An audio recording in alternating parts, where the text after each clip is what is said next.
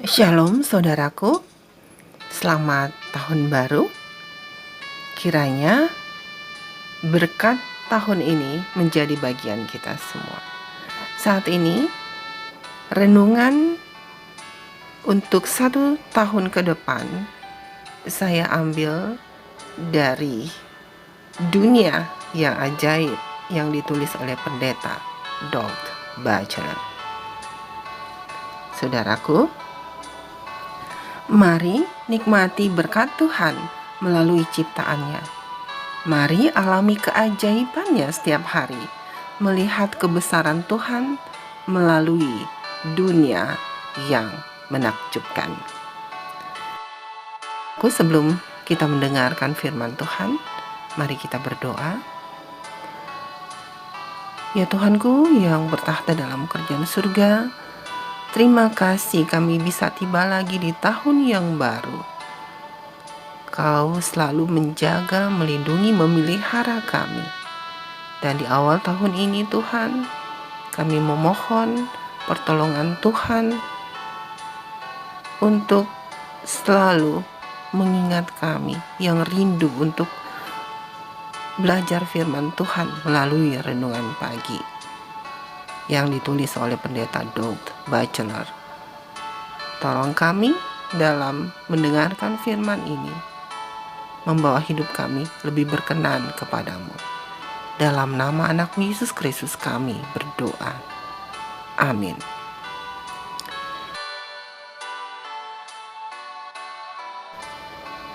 Sejarah dunia.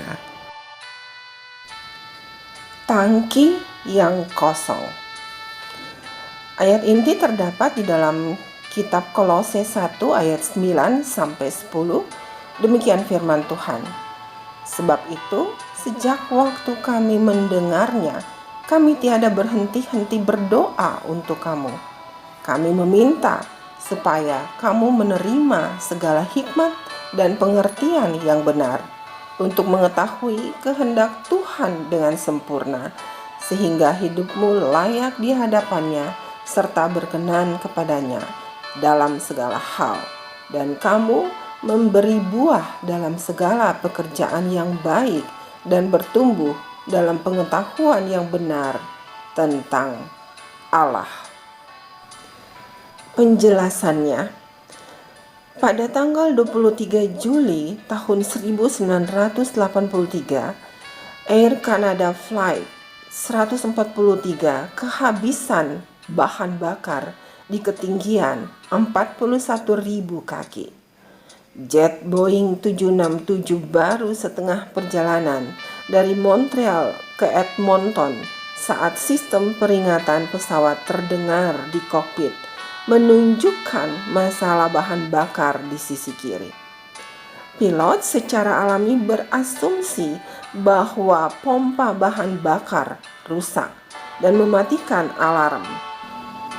Tapi kemudian, beberapa saat kemudian, alarm bahan bakar kedua berbunyi, diikuti dengan suara bong atau ledakan yang nyaring, dan kemudian kedua mesin yang kekurangan bahan bakar menjadi sunyi.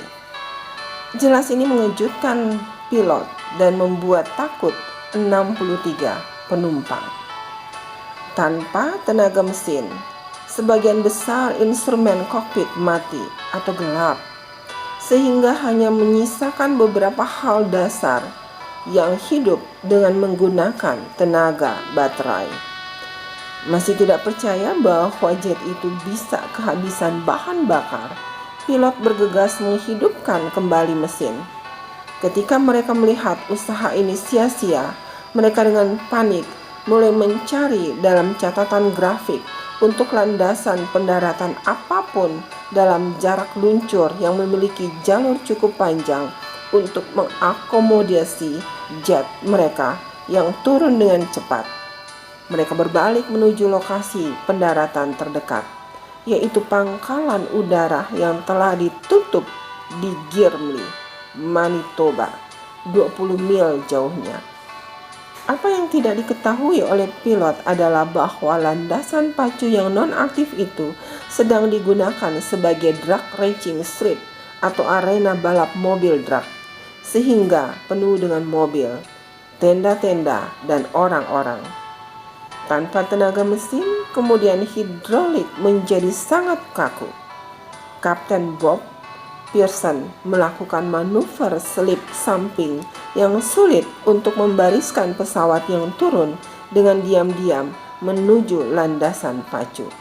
Saat gigi utama pesawat 767 itu melakukan pendaratan, sang kapten menginjak rem dengan keras, lalu hidung roda pun runtuh sehingga memercikkan bunga api sejauh 300 kaki ke udara sambil pesawat meluncur di landasan pacu. Penonton yang terkejut, para pembalap, dan anak-anak bersepeda berlari berang untuk mengosongkan landasan pacu. Ajaibnya, para kru pesawat itu bisa mendaratkan jet besar itu dengan selamat dan tidak ada yang terluka. Investigasi selanjutnya mengungkapkan bahwa seseorang telah salah menghitung beban bahan bakar karena maskapai penerbangan Kanada tersebut baru saja mengadopsi sistem ukur metrik sebagai pengganti sistem ukur imperial. Dibutuhkan tenaga untuk menerbangkan pesawat ke langit biru.